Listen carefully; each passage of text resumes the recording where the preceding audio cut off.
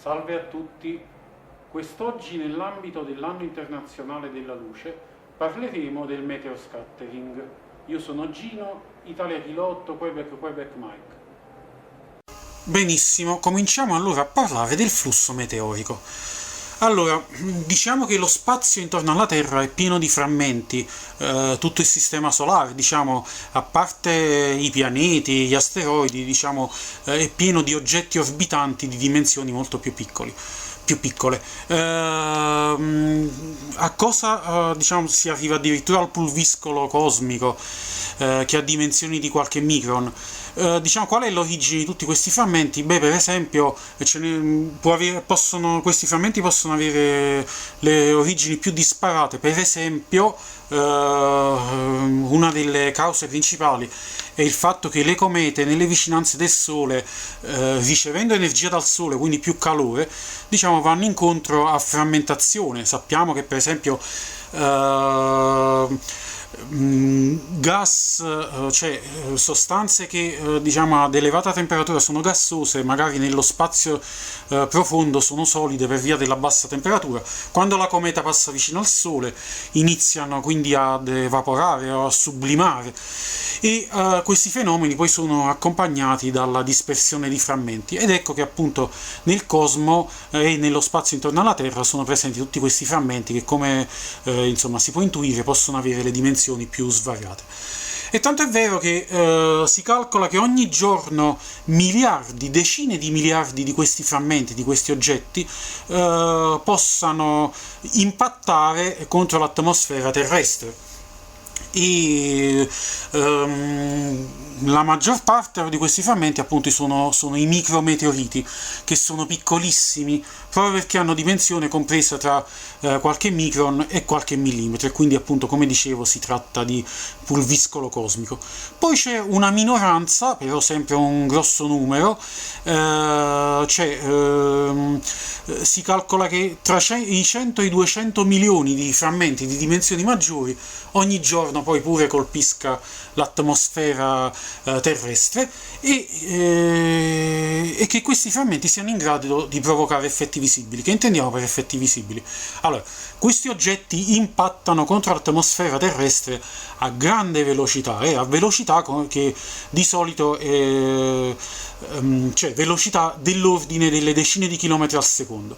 Si dimostra che questa velocità è sempre compresa tra i 12 e i 72 chilometri al secondo. È una dimostrazione basata sulla gravità e sul moto orbitale della Terra.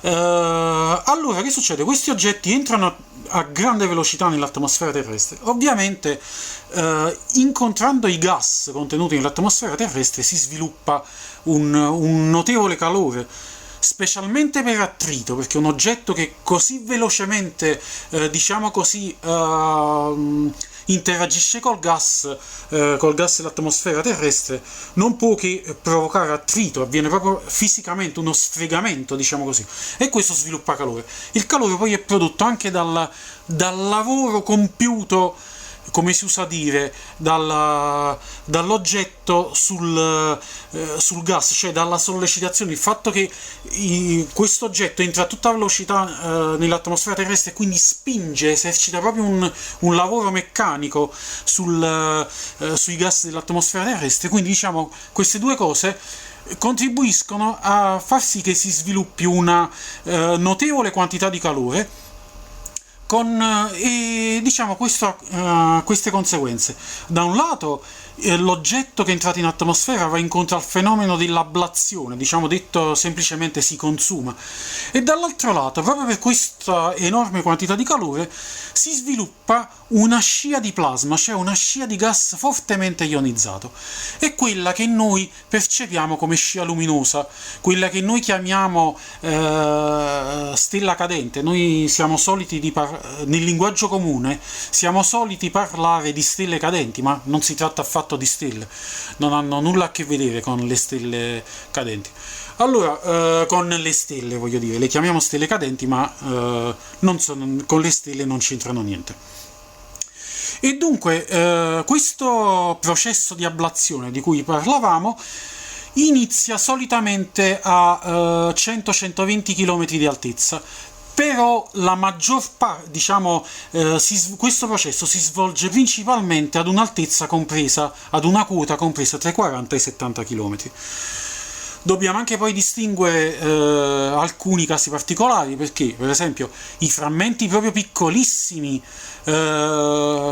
appunto il pulviscolo non riesce neanche ad arrivare a queste quote e non giunge nemmeno allo stato di incandescenza, perché viene arrestato questi frammenti vengono arrestati dagli strati superiori dell'atmosfera. Poi invece i frammenti belli grandi, magari anche di qualche metro, eccetera, possono addirittura giungere a terra e in questo caso si parla di meteoriti, come sappiamo. Diciamo questo, che in generale si parla di meteoroide riferendosi all'oggetto che impatta contro l'atmosfera terrestre.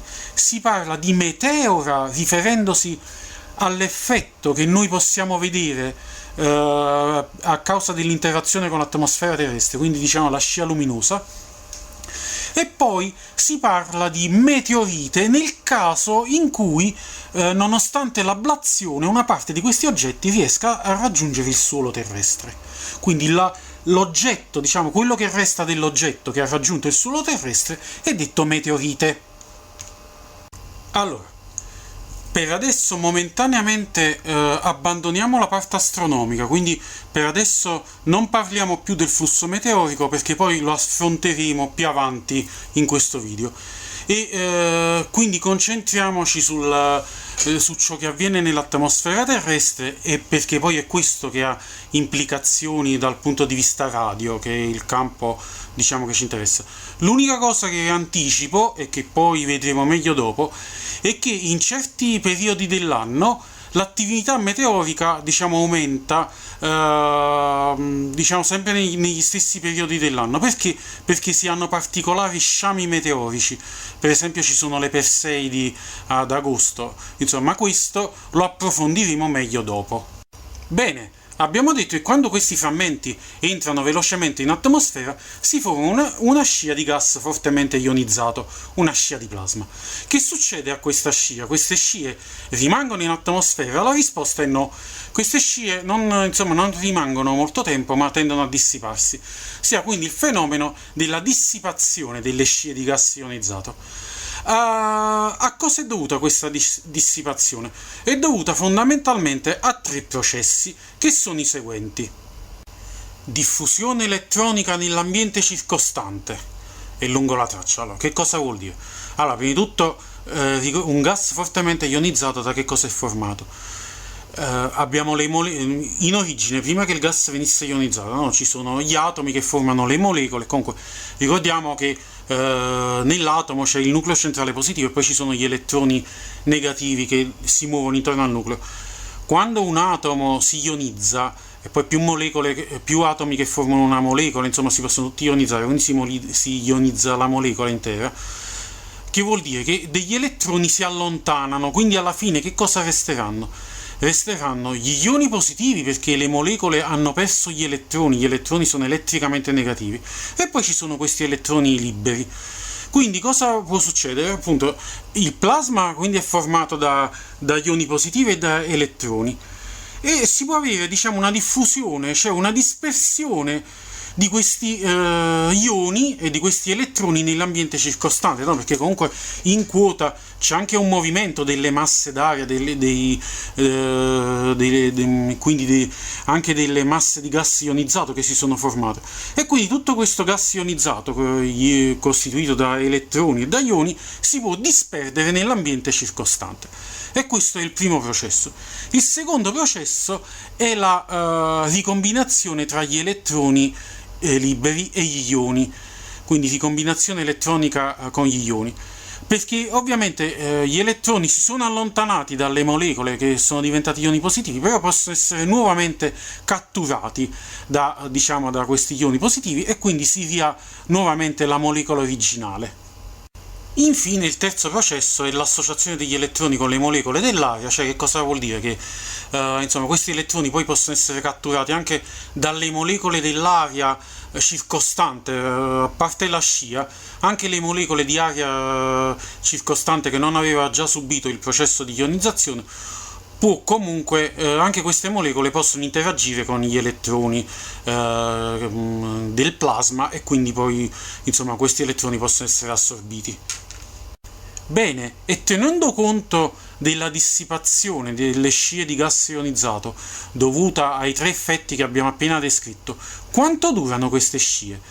Beh, queste scie solitamente durano da qualche decimo di secondo a qualche secondo, salvo rari casi con una durata molto maggiore. È stato documentato un caso di una scia durata ben 160 secondi, per esempio.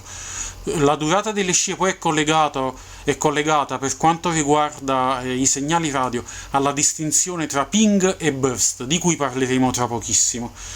E quindi appunto queste scie non durano molto. Un'altra cosa importante che c'è da dire è che di notte le scie durano di più, quindi le scie notturne tendono a durare di più rispetto alle scie diurne. Per quale motivo? Per il fatto che la radiazione solare ha un effetto ionizzante sull'aria, a parte le scie, insomma, comunque anche l'aria è soggetta a anche l'aria preesistente, diciamo, è soggetta a ionizzazione per via della radiazione solare. Ma la notte la radiazione solare non è presente e quindi l'aria è molto meno ionizzata. Quindi ci sono meno ioni disponibili con cui gli elettroni si possono ricombinare. Ed ecco il motivo per cui la notte le scie di gas ionizzato durano di più. C'è anche da dire che il momento più favorevole per una maggiore durata delle scie ionizzate è l'alba. Prima di tutto perché all'alba c'è una minore ionizzazione dell'aria. L'alba è il momento in cui l'aria dell'atmosfera terrestre è meno ionizzata. Perché? Perché diciamo la radiazione solare manca da tante ore, no? C'è stata tutta la notte in mezzo e quindi insomma l'aria risulta meno ionizzata e quindi come dicevamo prima ci sono meno ioni disponibili con cui gli elettroni si possono ricombinare. E poi ci sono altre due motivazioni che sono legate a cose di carattere astronomico che vedremo meglio dopo. Qui c'è scritto per esempio maggiore elevazione dell'apice sull'orizzonte. Vedremo dopo che significa. Diciamo che praticamente all'alba noi vediamo il punto apparente da cui provengono tutti questi frammenti che noi osserviamo in atmosfera. Questo punto apparente lo vediamo più in alto sull'orizzonte e questo fa sì che si abbia una maggiore all'alba di solito l'attività meteorica è maggiore, per cui insomma è il momento più favorevole per l'osservazione. E poi un altro motivo è che sempre per diciamo ragioni di carattere astronomico che spiegheremo meglio dopo, che all'alba si ha una maggiore velocità di ingresso dei frammenti in atmosfera. E questo fa sì che diciamo l'effetto di produzione di queste scie di gas ionizzato venga aumentato e di conseguenza queste scie avranno una durata maggiore. Allora, chiarite tutte queste cose sulle scie di gas ionizzato, ora ci chiediamo che cos'è lo scattering, il meteor scattering. Allora, sostanzialmente accade questo, che quando delle onde radio incidono, vanno a finire sopra queste scie di gas ionizzato, queste scie hanno la proprietà di riflettere queste onde radio, un po' come fa la ionosfera, no? La ionosfera, sappiamo, ci permette di fare i collegamenti a lunga distanza nelle bande HF. Allo stesso modo, per alcune frequenze si verifica che le scie di gas ionizzato hanno la capacità di riflettere le onde radio. Come avviene? Perché praticamente le onde radio incidono su queste scie di gas ionizzato, ci sono gli ioni liberi, gli elettroni, soprattutto gli elettroni iniziano ad oscillare e quindi diventano sorgenti di nuove onde radio che di fatto rappresentano le onde radio riflesse. Bene, allora, però c'è da dire una cosa, non si tratta di una riflessione vera e propria, si tratta piuttosto di una diffusione, appunto detta scattering, cioè una riflessione che avviene in tutte le direzioni. Se noi vogliamo fare un parallelo, diciamo, non è tanto un tipo di riflessione simile, un parallelo con l'ottica, non è un tipo di riflessione simile a quelle che fanno le superfici metalliche con la luce, no, è più un tipo di, diciamo, di riflessione, appunto, della diffusione, quella che fanno le pareti bianche con i raggi luminosi. Quindi questo, diciamo, questa è una diffusione, lo scattering. Ora, dicevo che questo avviene per alcune frequenze in particolare, infatti il meteoscattering si manifesta soprattutto tra i 40 e i 150 MHz, maggiormente tra i 40 e i 70 MHz. Infatti la banda amatoriale più adatta, diciamo, per fare collegamenti via meteoscattering è quella dei 6 metri, i 50 MHz. Ora, prima accennavo alla differenza tra ping e burst. Allora, che cosa significa? Ovviamente, affinché, diciamo, ci sia noi possiamo osservare una riflessione, uno scattering, occorre una sorgente radio. Che succede? Poiché le scie di gas ionizzato di solito durano solo qualche frazione di secondo, allora noi con una stazione ricevente possiamo ricevere un segnale riflesso che però di solito dura solo qualche frazione di secondo, e appunto i segnali riflessi che durano così poco prendono il nome di ping. Se invece una scia ionizzata è persistente e dura quindi diversi secondi, allora si parla di burst. In particolare vengono denominati i burst i segnali che durano più di 5 secondi, dai 5 secondi in poi. Quindi, appunto, noi potremo avere o i ping o i burst, a seconda del segnale riflesso che noi abbiamo ricevuto. Quindi in realtà si tratta di un eco, perché abbiamo una sorgente, noi avremo una radiosorgente che emette dei segnali, la scia di gas ionizzato riflette, quindi noi riceveremo l'eco di questo segnale emesso dalla nostra radiosorgente, dovuto alla riflessione, o meglio alla diffusione, allo scattering operato dalla scia. Ora, quando è che si hanno i ping e quando è che si hanno i burst? Innanzitutto diciamo che, come già accennato, nella maggior parte dei casi si hanno dei ping, 90% dei casi o più, e invece più raramente, 10% dei casi o meno, si hanno i burst. Allora, i ping si manifestano quando le scie di gas ionizzati non sono molto dense e si parla di scie underdense. I burst si manifestano invece quando le scie di gas ionizzato sono più dense, e allora si parla di scie overdense. Che significa scie dense e scie meno dense? Diciamo, quando abbiamo un plasma, un gas ionizzato, un parametro importante è la densità elettronica, cioè praticamente quanti elettroni liberi ci sono nell'unità di volume. E niente, quindi questo parametro definisce insomma quanto un plasma è denso, e quindi per le tracce più dense si manifestano i burst, quando invece le tracce sono meno dense si manifestano i ping. Bene, diciamo ora una cosa importante: il fenomeno del meteoscattering può essere utilizzato in due modi. Perché? Dipende. Se noi abbiamo un interesse astronomico a monitorare il flusso meteorico e quindi a tenere conto di tutte le meteore che attraversano il cielo, e quindi, diciamo, poter anche elaborare delle statistiche eccetera che hanno un certo interesse astronomico, naturalmente allora ci servirà una sorgente costante di cui poter sfruttare i segnali di eco riflessi, o meglio diffusi dalle scie meteoriche, e quindi ci servirà una sorgente costante in modo che in qualunque momento noi siamo in grado di rivelare la presenza di una meteora, quindi delle varie meteore. In tal caso, quindi, appunto, come dicevo, ci serve una sorgente costante e noi siamo interessati solo alla ricezione. L'altra possibilità, invece, che noi non abbiamo tanto, un interesse astronomico ma siamo più interessati alla realizzazione di collegamenti radio sfruttando il fenomeno del meteoscattering. In questo caso noi non saremo interessati soltanto alla ricezione, ma diciamo invieremo anche noi stessi dei segnali radio nella speranza di poter collegare un'altra stazione radio. Quindi in tal caso noi saremo sia una stazione trasmittente che una stazione ricevente. Se vogliamo fare un collegamento, un QSO come diciamo noi radiamatori, allora è chiaro che invieremo anche noi dei segnali nella speranza di ricevere il segnale di risposta di una stazione ricevente. Allora, e quindi questa è una distinzione molto importante.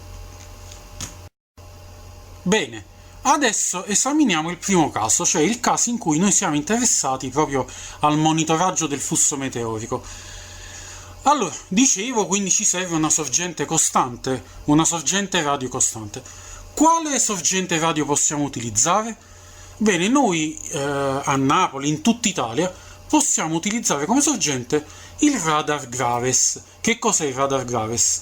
È un radar che si trova in Francia che emette un potente segnale radio sulla frequenza di 143,050 MHz. Questo radar naturalmente è stato sviluppato per ragioni di carattere militare, però alla fine si è rivelato utile anche per scopi scientifici, perché sappiamo noi i radar come funzionano. Quando un velivolo militare, un oggetto che si trova in cielo, diciamo viene raggiunto dal segnale di un radar, l'oggetto riflette questo segnale e quindi la sua presenza viene rivelata.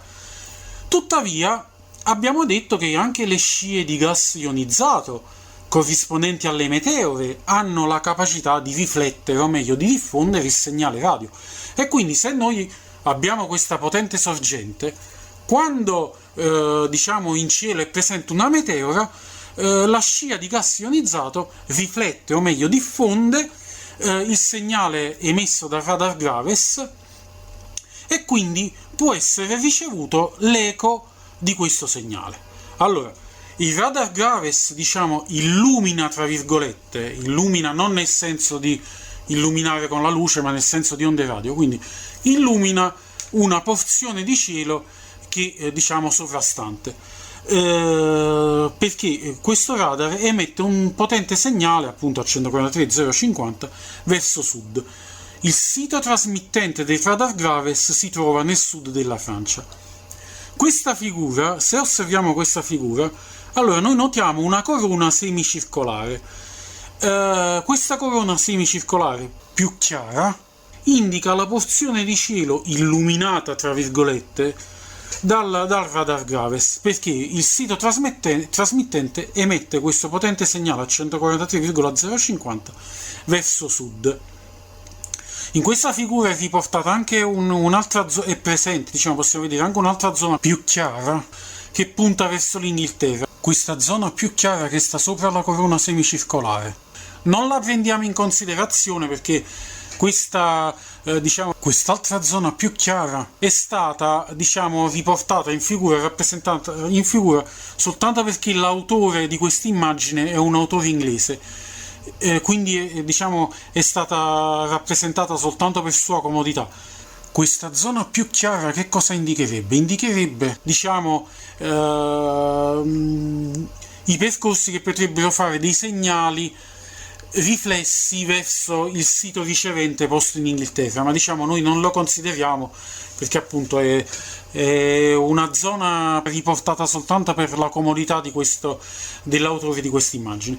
Diciamo che anche noi in Italia, quindi col fenomeno del meteoscattering, quando una scia meteorica è presente in questa porzione di cielo illuminata dal radar Graves, quindi una scia meteorica è presente, diciamo così, in questa zona raffigurata da questa corona semicircolare, il segnale, venendo diffuso, può essere ricevuto anche da noi in Italia, e quindi diciamo il radar Graves ci permette di ricevere i segnali diffusi dalle scie meteoriche anche da noi in Italia.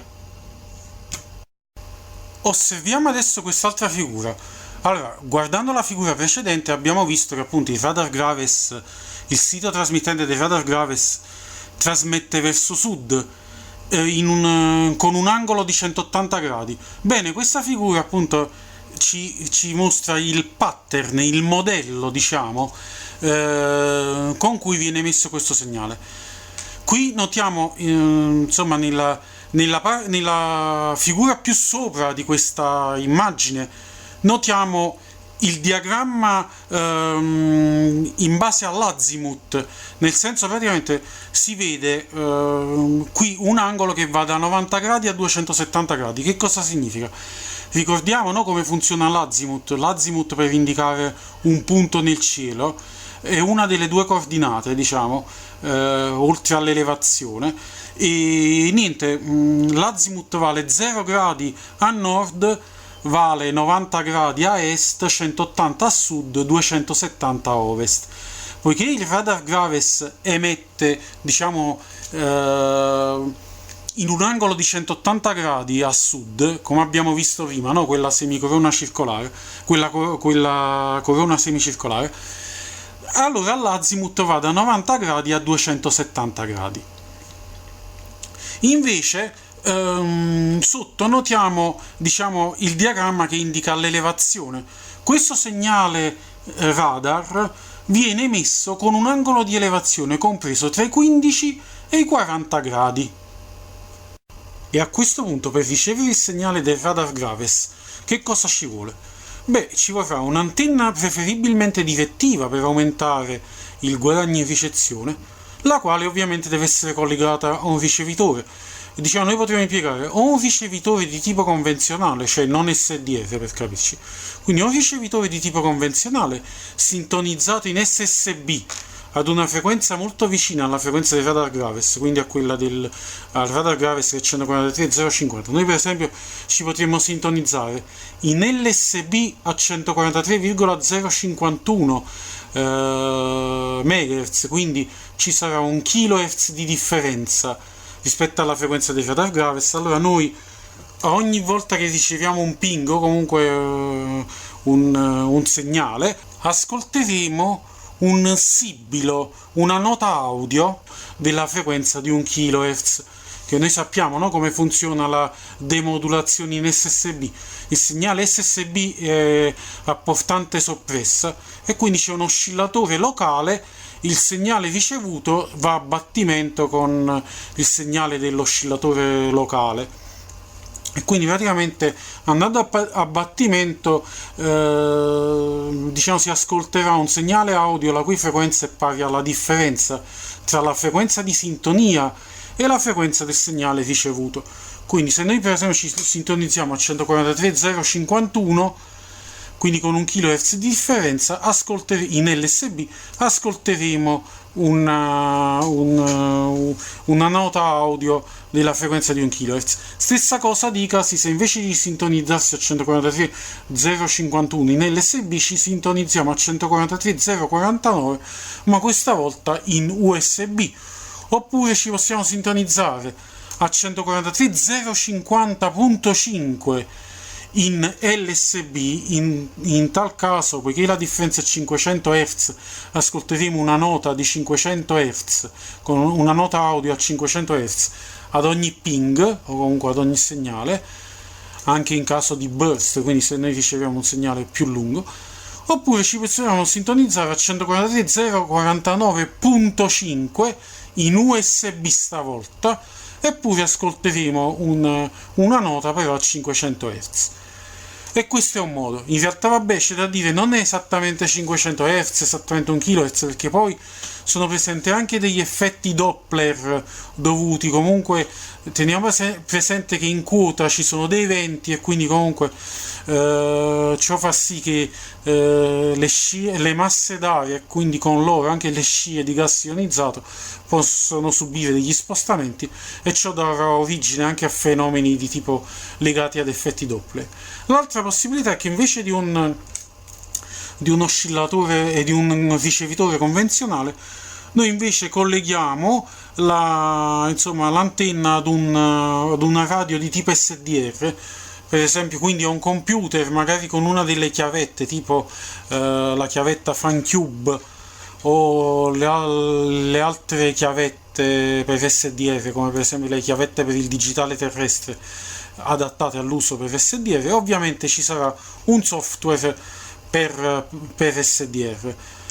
Quale sarà il vantaggio? Che in questo caso noi potremo osservare lo spettrogramma del segnale ricevuto, che noi sappiamo con i software di SDR possiamo facilmente osservare lo spettrogramma, quindi praticamente un grafico in cui un asse indica la frequenza, l'altro asse indica il tempo, noi potremo osservare proprio il grafico che si muove lungo l'asse temporale, e invece poi l'intensità del segnale ricevuto viene indicata in base al colore dei vari punti. Tra poco vi farò vedere uno di questi spettrogrammi e vi farò ascoltare anche il sibilo che appunto si ascolta ogni volta che si riceve uno di questi segnali con un ricevitore convenzionale. Allora, abbiamo detto che insomma per ricevere i segnali diffusi dalle scie meteoriche occorre un'antenna preferibilmente direttiva, perché ovviamente abbiamo un guadagno maggiore in ricezione. Ma in che direzione dobbiamo puntare l'antenna direttiva? Inoltre, diciamo, la direzione del segnale che noi riceviamo non dipende anche, diciamo, dalla direzione da cui provengono le scie meteoriche? Quindi, insomma, dove dobbiamo puntare l'antenna direttiva? Allora, diciamo che grosso modo, se noi la puntiamo nella direzione del radar Graves, riusciamo a ricevere il segnale, diciamo, in molti casi riusciamo a ricevere il segnale senza grossi problemi. E diciamo quindi per noi che siamo a Napoli, il radar Graves rispetto a noi si trova a nord-ovest e quindi diciamo grosso modo ci conviene puntare l'antenna verso nord-ovest. Ma come facciamo a ricevere questi segnali, diciamo, considerando il fatto che le meteore possono venire da più direzioni? Quindi diciamo la scia meteorica può avere, le varie scie meteoriche possono avere direzioni diverse e quindi ovviamente si può immaginare, vabbè, ma il segnale riflesso ovviamente dipenderà, la sua direzione dipenderà anche non solo dalla posizione del radar Graves, ma dalla direzione che hanno queste scie meteoriche. Com'è possibile che noi comunque in gran parte dei casi riusciamo a ricevere lo stesso? Tutto si spiega con la geometria del meteoscattering. Ricordiamoci quello che abbiamo detto anche ancora più in precedenza. Noi abbiamo detto che diciamo quando abbiamo detto il fatto che più che di una riflessione si tratta di una diffusione, cioè una riflessione che avviene in tutte le direzioni, che cosa intendevamo? Bene, in questa figura ci spiega bene la geometria del meteoscattering. Abbiamo insomma la sorgente del segnale radio in questa figura è indicata con A. Quindi nel nostro caso il radar Graves. E praticamente noi dobbiamo considerare la direzione della scia meteorica e dobbiamo considerare la retta congiungente A con questa direzione della scia meteorica. Che succede? Queste due rette formano un cono, nel senso che noi possiamo far ruotare la congiungente intorno alla direzione della scia meteorica e otteniamo un cono. Bene, il segnale di meteoscattering sarà ricevibile da tutti i punti della superficie terrestre che che corrispondono all'intersezione di questo cono con la superficie terrestre. Ed ecco che appunto questo consentirà di ricevere l'eco del segnale emesso dalla sorgente A in diversi punti della superficie terrestre che, diciamo, rispetto alla scia meteorica si trovano in più direzioni. Ora, prima abbiamo detto che per ricevere il segnale di eco prodotto da una scia meteorica possiamo utilizzare o un ricevitore convenzionale sintonizzato in SSB oppure un ricevitore SDR a seconda di quello che vogliamo ottenere. Per quanto riguarda un ricevitore convenzionale sintonizzato in SSB, tutti i radioamatori sanno come funziona. L'insieme dei circuiti deputati alla demodulazione prende il nome di rivelatore a prodotto. Sostanzialmente il segnale proveniente dall'antenna, dopo essere stato amplificato e dopo aver subito una traslazione di frequenza, no? Si ottiene la famosa frequenza intermedia perché il segnale viene ridotto di frequenza, incontra un mixer. Il mixer che cosa fa? Esegue il prodotto tra il segnale, appunto questo segnale che viene dall'antenna, e il segnale generato da un oscillatore locale che prende il nome di BFO, Bit Frequency Oscillator, oscillatore di battimento, sarebbe, poi diciamo il perché. Come sappiamo, quando si effettua il prodotto di due segnali se ne ottengono come uscita due, di cui una a frequenza pari alla somma delle frequenze dei due segnali originali, l'altra a frequenza pari alla differenza delle frequenze dei due segnali originali, e si prende il segnale la cui frequenza è pari alla differenza. Tale segnale sarà un segnale audio che poi viene amplificato, viene filtrato, e comunque il segnale audio così ottenuto è il risultato della demodulazione. Poiché questo processo di demodulazione è ottenuto con un segnale la cui frequenza è pari alla differenza tra le frequenze dei due segnali interagenti, per analogia col fenomeno fisico del battimento, che da due segnali ne produce un altro la cui frequenza è pari alla differenza tra le frequenze dei due segnali, si parla anche qui di battimento, e quindi si dice che si effettua il battimento tra il segnale ottenuto dall'antenna e il segnale generato dall'oscillatore locale, ed è per questo che quest'ultimo prende il nome, come dicevamo, di BFO, Bit Frequency Oscillator, o oscillatore di battimento. Questo è il motivo per cui, come dicevamo prima, quando noi riceviamo un segnale di eco prodotto da una scia meteorica, noi ascoltiamo un suono la cui frequenza è pari alla differenza tra la frequenza del segnale che riceviamo dall'antenna e la frequenza di sintonia del ricevitore. Allora, per esempio, se noi ci sintonizziamo a 143,051, poiché la frequenza del radar Graves è 143,050 MHz, allora noi ad ogni segnale ascolteremo un suono, come dicevamo, la cui frequenza è pari alla differenza tra queste due frequenze, e quindi è pari a 1 kHz, quindi a 1000 Hz, effetti Doppler a parte. Ovviamente si fa il battimento con l'oscillatore locale perché i segnali SSB sono a portante soppressa e quindi occorre ricostruirla. Inoltre ricordiamo che il segnale ha già incontrato un mixer prima del mixer integrato per la demodulazione, ed è quello necessario a ottenere la frequenza intermedia. Invece, per quanto riguarda il funzionamento dei ricevitori SDR, come esempio guardiamo lo schema blocchi della FunCube. Allora, lo schema blocchi della FunCube, allora, in esso per primo c'è un chip sintonizzatore. Il segnale proveniente dall'antenna, la prima cosa che incontri è un chip sintonizzatore, che quindi ha questo segnale dell'antenna come ingresso. Come uscita, invece, il chip sintonizzatore ha due segnali analogici che vengono detti I e Q. A questo punto poi c'è un secondo chip che provvede dal campionamento, quindi questi due segnali analogici I e Q vengono campionati dal secondo chip. Dopodiché c'è un microprocessore che invia il flusso di dati al computer tramite porta USB. Benissimo. Adesso, come esempio di monitoraggio del flusso meteorico, osserveremo tra poco un video con un esempio di un segnale ricevuto il 13 agosto 2015 alle ore 2:13 UTC. Si tratta di un ping ricevuto durante lo sciame meteorico delle Perseidi, sciame che si verifica ad agosto. Allora, come è ottenuto, diciamo, il video che adesso andremo a osservare? La parte audio è data da un ricevitore convenzionale sintonizzato in SSB a 143,051 MHz, proprio come descritto in precedenza. Invece nella parte video vedremo uno spettrogramma ottenuto con la chiavetta FunCube e con il software per SDR chiamato SDR Sharp. Bene, osserviamo allora questo segnale ricevuto il 13 agosto.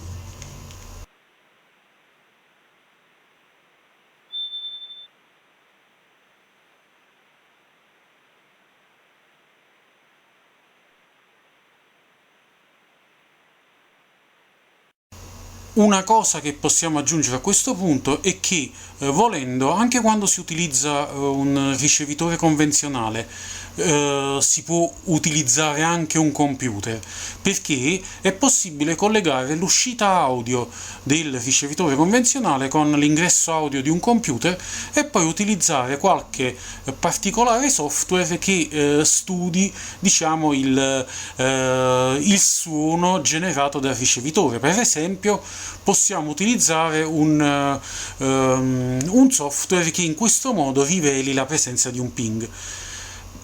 Per esempio, si può utilizzare il software Radio SkyPipe, che è lo stesso utilizzato nel caso del progetto Radio Giove, ed è un software che va diciamo, a ricavare la temperatura di rumore, quindi il livello di rumore ricevuto in base al segnale audio dato dal ricevitore. E quindi praticamente che cosa accadrà? Ad ogni ping ricevuto, comunque ad ogni segnale ricevuto, si osserverà un incremento del livello di rumore, e il tracciato generato da questo software mostrerà un picco. In questa figura, diciamo, osserviamo proprio un grafico ottenuto in questo modo, e in particolare si tratta di un ping ricevuto alle ore 9:22 UTC, oppure 11:22 ora estiva italiana, dell'8 ottobre 2013, durante lo sciame meteorico delle Draconidi, uno sciame che si ha a ottobre.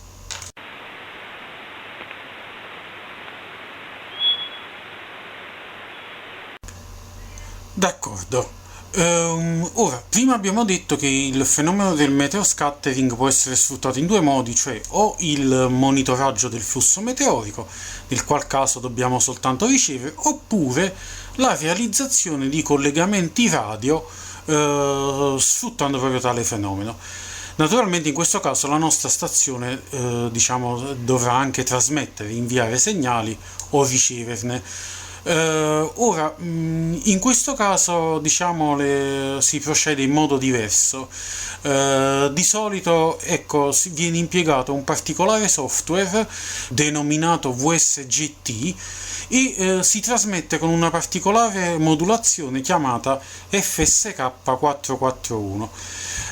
Questo software è molto efficiente, diciamo, questa procedura è molto efficiente perché poi si riescono a ricevere segnali estremamente deboli, anche diversi dB sotto il livello di rumore, e quindi, diciamo, questa procedura rende possibile diciamo, la realizzazione di collegamenti radio, anche se il segnale dato dal meteoscattering può risultare molto molto debole.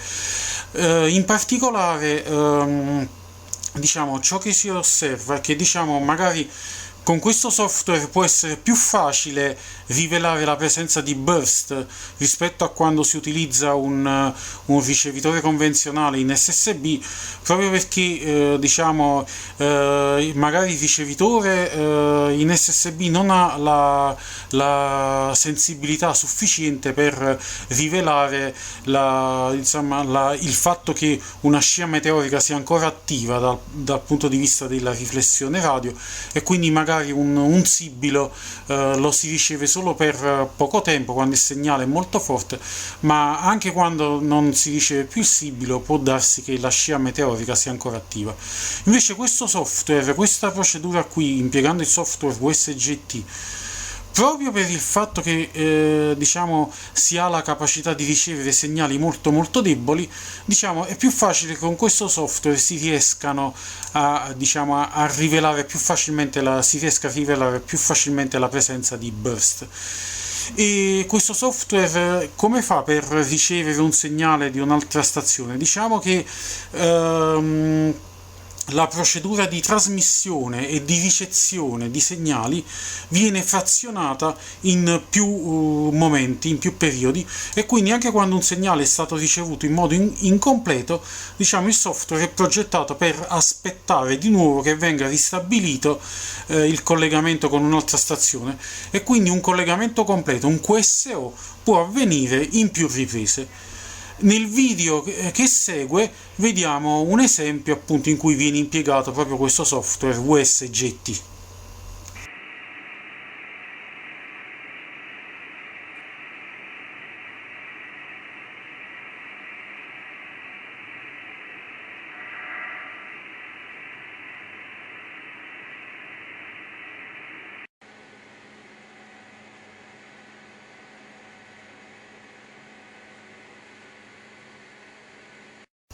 Benissimo, e così abbiamo visto tutti gli aspetti riguardanti, diciamo, i collegamenti radio. Adesso invece, come anticipato all'inizio del video, torniamo a parlare della parte astronomica e quindi torniamo a parlare del flusso meteorico. Allora, come prima cosa diciamo che ci sono due tipi di flusso meteorico. C'è il random stream che corrisponde all'attività meteorica di fondo e diciamo corrisponde ad un flusso sporadico e casuale. E poi invece si parla di meteor shower, riferendosi agli sciami meteorici, cioè si verifica questo tipo di flusso meteorico quando la Terra nel suo moto entra in una zona, nel suo moto diciamo orbitale, entra in una zona con una maggiore concentrazione di questi detriti. Allora, ci sono molti sciami meteorici che la Terra incontra durante l'anno. I più famosi sono i seguenti: le quadrantidi ai primi di gennaio, poi abbiamo le liridi ad aprile, le arietidi, la Terra incontra lo sciame meteorico delle arietidi da maggio, diciamo l'attività inizia già a maggio, fine maggio fino ai primi di luglio, però diciamo che il picco dell'attività si ha intorno al 7 giugno. Poi ci sono le Perseidi ad agosto, che sono anche dette lacrime di San Lorenzo, insomma sciame meteorico molto famoso. La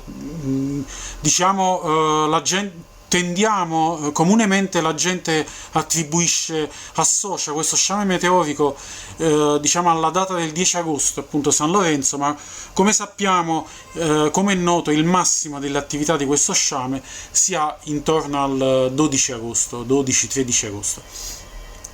Poi ci sono le Draconidi a ottobre, le Orionidi.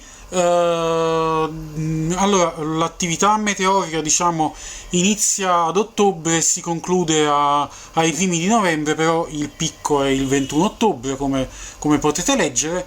Abbiamo le Leonidi nel mese di novembre e infine le Geminidi a dicembre.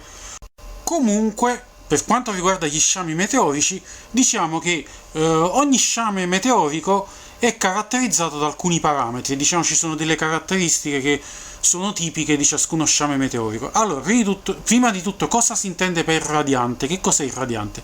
Il radiante è il punto apparente della volta celeste da cui sembra provenire il flusso meteorico.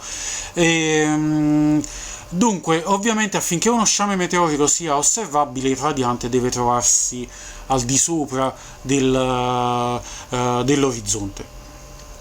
Quindi, diciamo, se facciamo un'osservazione ottica di uno sciame meteorico, noi vedremo provenire le stelle cadenti, che abbiamo detto non sono stelle, non hanno niente a che vedere, le vedremo provenire da questo punto che è il radiante.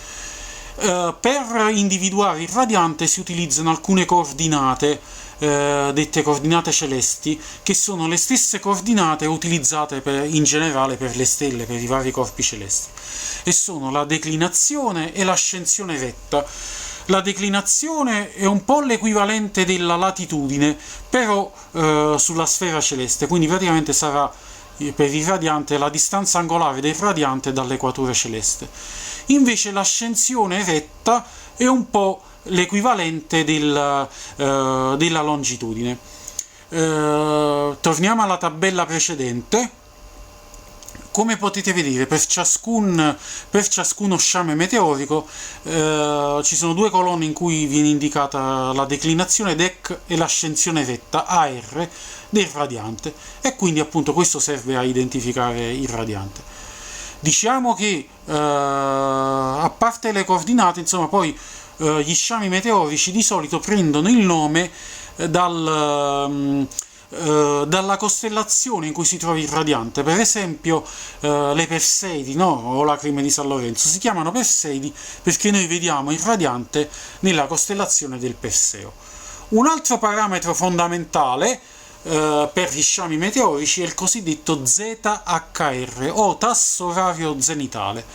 E praticamente che cos'è? È il numero di impatti che un osservatore osserverebbe, il numero di impatti che l'osservatore osserverebbe in un'ora se il radiante fosse allo zenit.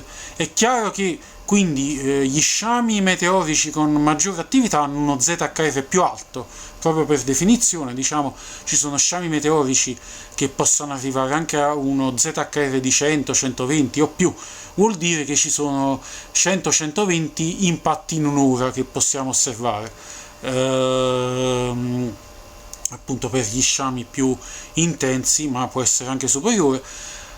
Quindi se abbiamo uno ZHR di 120 significa osserviamo 120 impatti in un'ora, quindi praticamente addirittura fino a 2 impatti al minuto. Altri sciami meteorici invece sono caratterizzati da uno ZHR più basso. Per quanto riguarda l'attività meteorica di fondo, ovviamente lo ZHR è molto ridotto, allora diventa, diciamo, più che un radiante vero e proprio, diventa importante un altro punto apparente della volta celeste, il cosiddetto apice. Che cos'è l'apice? È diciamo il punto apparente della volta celeste verso il quale la Terra sembra muoversi, a causa del suo moto orbitale. Istante per istante. Allora, che cosa significa?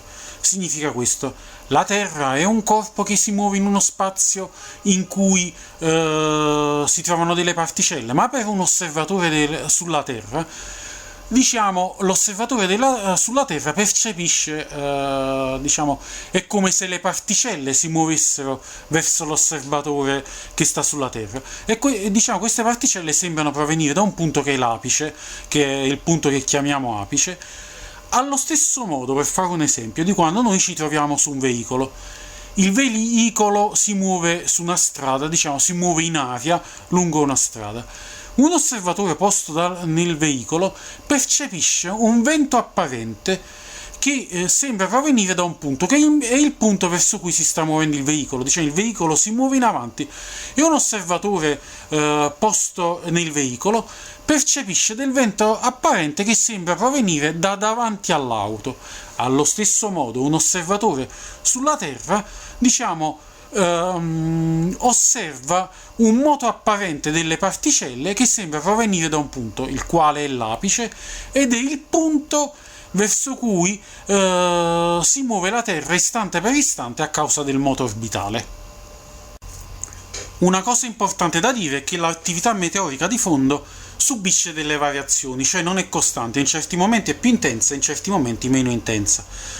Allora, e in particolare si hanno delle variazioni durante la giornata a seconda dell'orario, quindi variazioni orarie, e variazioni durante l'anno a seconda della stagione, quindi variazioni stagionali. Cerchiamo di capire di che cosa si tratta e perché questo avviene.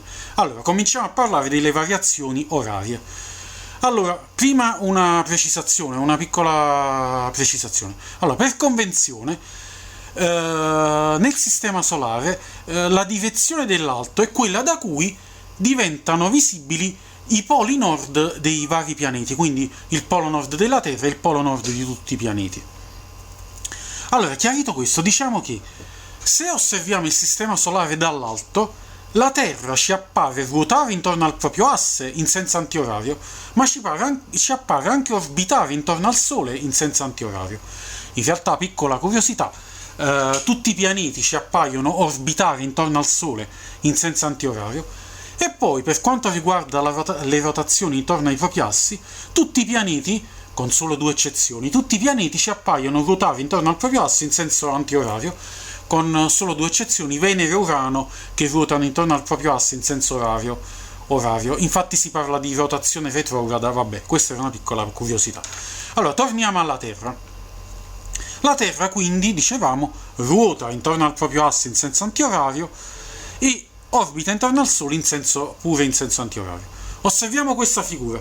Allora, appunto, la rotazione della Terra intorno al proprio asse è indicata da una freccia, appunto, in senso antiorario, e poi c'è una freccia più grande che indica il moto orbitale della Terra, che è pure in senso antiorario. Quindi, osservando questa figura, diciamo, per il suo moto orbitale la Terra si sta muovendo da sinistra a destra, no? Osserviamo questa freccia più grande che indica il moto orbitale della Terra. Invece il Sole, indicato con Sun, si trova nella parte alta della figura. Perfetto, allora ci chiediamo una cosa. Se la Terra... allora, qual è il punto? Quando è che la superficie terrestre è maggiormente esposta verso la direzione in cui si sta muovendo la Terra a causa del moto orbitale, quindi verso l'apice, che è il punto apparente verso cui si sta muovendo la Terra a causa del moto orbitale? Ebbene, in questa figura la Terra si sta muovendo da sinistra a destra, guardiamo sempre la freccia grande che indica il moto orbitale. Allora, il punto della superficie terrestre è esposto verso la direzione in cui si sta muovendo la Terra a causa del moto orbitale, è il punto che sta a destra, che sta più a destra. Ma se osserviamo appunto la rotazione della Terra intorno al proprio asse, e se osserviamo la posizione del Sole, Sun, che sta nella parte alta della figura, questo punto a destra della superficie terrestre corrisponde all'alba, sunrise, in figura. Quindi praticamente questo è cosa ci fa capire? Che il momento della giornata in cui la superficie terrestre è esposta verso la direzione in cui si sta muovendo la Terra a causa del suo moto orbitale, e quindi il momento della giornata in cui l'apice, in cui praticamente la superficie della Terra è esposta verso l'apice, diciamo che è il punto apparente della volta celeste verso il quale si sta muovendo la Terra a causa del moto orbitale. Dicevo, il punto della giornata in cui la superficie terrestre è maggiormente esposta è all'alba, e quindi l'apice ci appare più alto rispetto all'orizzonte all'alba. Quindi questo farà sì che l'attività meteorica di fondo avrà un massimo proprio all'alba. Piccola curiosità: se la Terra avesse una rotazione retrograda, cioè come fanno Venere e Urano, ruotasse intorno al proprio asse in senso orario, allora la massima attività meteorica di fondo si avrebbe al tramonto, non all'alba. Perché? Perché allora il punto più esposto, diciamo, verso la direzione in cui si sta muovendo la Terra a causa del moto orbitale sarebbe sempre questo punto a destra, perché la Terra, guardando questa figura grande, si muove da sinistra a destra, guardando la freccia grande che indica il moto orbitale si muove da sinistra a destra. Però se la Terra ruotasse in senso orario, questo punto a destra corrisponderebbe al tramonto invece che all'alba, e quindi praticamente l'attività meteorica di fondo avrebbe un massimo al tramonto. Però così non è.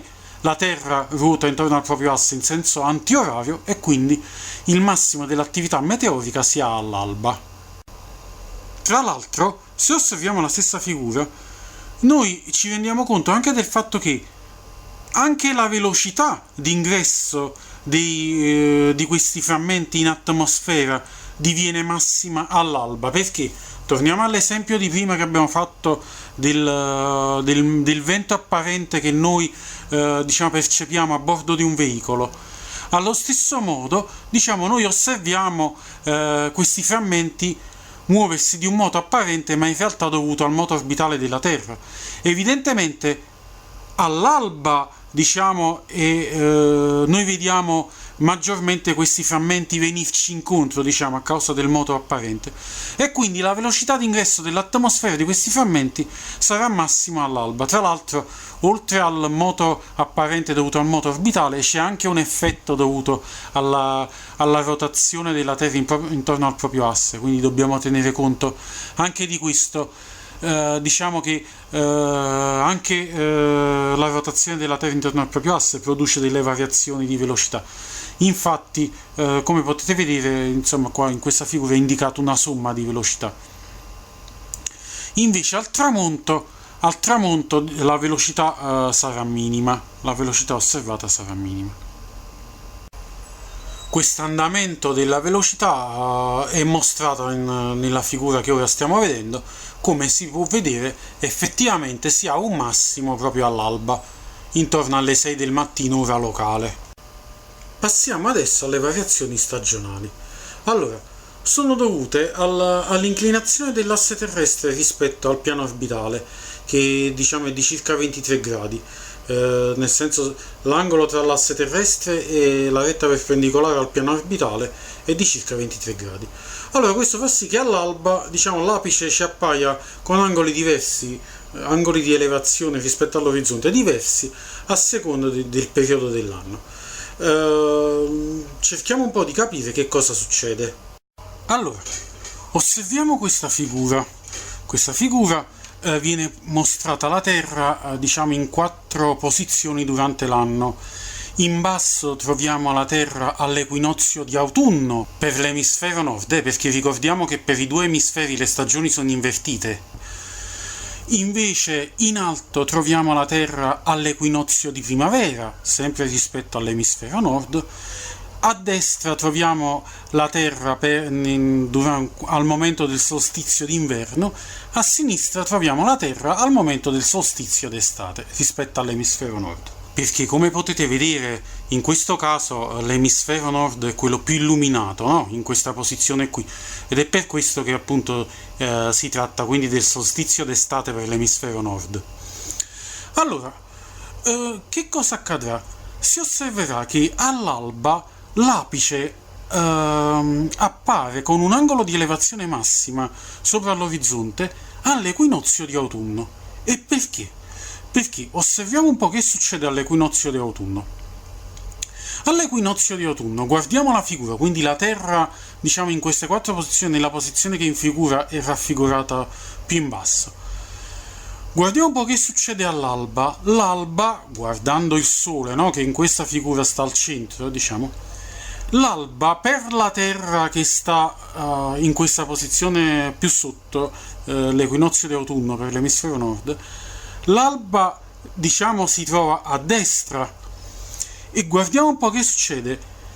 L'inclinazione dell'asse terrestre è tale, diciamo, che per i punti all'emisfero nord, i punti che stanno all'emisfero nord si avvicinano al piano orbitale. Se facciamo un esempio, prendiamo Napoli, tanto per fare un esempio, che Napoli si trova a 41 gradi sull'emisfero, di latitudine nord, quindi a 41 gradi a nord dell'equatore, possiamo anche calcolare l'angolo con cui ci apparirà l'apice sopra l'orizzonte. Perché? Perché allora l'asse terrestre è inclinato di 23 gradi. Questo significa che i punti che stanno all'equatore all'alba, diciamo così, stanno 23 gradi sotto il piano orbitale. Allora Napoli si trova a 41 gradi a nord, quindi diciamo in questa figura dobbiamo andare verso l'alto, no? Quindi dobbiamo salire, diciamo così, di 41 gradi. Se partiamo rispetto all'equatore, che i punti all'equatore stanno 23 gradi in questa figura sotto il piano orbitale, Napoli, per fare un esempio, che sta a 41 gradi nord, si troverà a 18 gradi sopra il piano orbitale. Per avere l'angolo di elevazione dell'apice rispetto all'orizzonte dobbiamo fare 90 gradi meno 18 gradi. Avremo che all'equinozio di autunno l'apice ci apparirà a Napoli, apparirà a 72 gradi sopra l'orizzonte, e quindi, diciamo, e questo vedremo che sarà, diciamo, l'angolo più alto, l'angolo di elevazione più alto durante l'anno.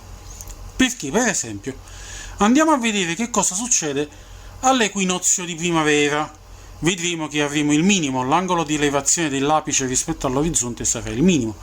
Allora, se all'equinozio di primavera abbiamo detto che delle 4 posizioni mostrate in figura si tratta per la Terra si tratta della posizione raffigurata più in alto, quindi la Terra raffigurata appunto in alto, questo punto, questa posizione che sta in alto. Guardando il Sole che sta al centro, comprendiamo che l'alba corrisponde, diciamo, a sinistra, alla parte della Terra che sta a sinistra. Allora, sempre la Terra raffigurata nella posizione più in alto, delle 4 posizioni in figura la posizione che sta più in alto, l'alba, diciamo, sarà per i punti della Terra che stanno a sinistra. In questo caso l'inclinazione dell'asse terrestre è tale, diciamo così, che per i punti dell'emisfero nord all'alba fa allontanare dal piano orbitale. E precisamente che cosa succede? Allora, l'asse terrestre è inclinato di 23 gradi, quindi l'equatore, i punti che stanno all'equatore all'alba si trovano già di per sé a 23 gradi sopra il piano orbitale, diciamo. Allora, per tornare sempre con l'esempio di Napoli, Napoli si trova a 41 gradi a nord rispetto all'equatore, e quindi a quanti gradi si trova sopra il piano orbitale?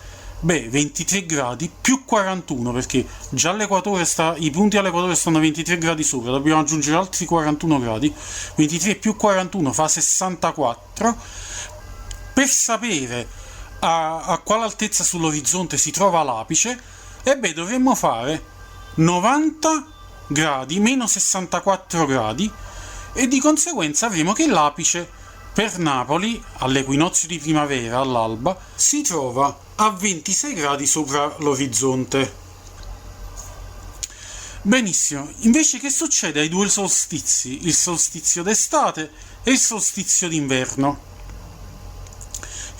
Allora, il solstizio d'inverno è quello che si trova a destra delle 4 posizioni, la posizione a destra. Il solstizio d'estate è quello delle 4 posizioni, insomma, quello raffigurato a sinistra. Se osserviamo la figura, in questo caso, all'alba, i punti che stanno all'equatore si trovano esattamente sopra il piano orbitale. Esattamente sopra il piano orbitale. Quindi, diciamo così, i punti che stanno all'equatore all'alba, durante i due solstizi, al momento dei due solstizi, stanno esattamente a 0 gradi di distanza dal piano orbitale.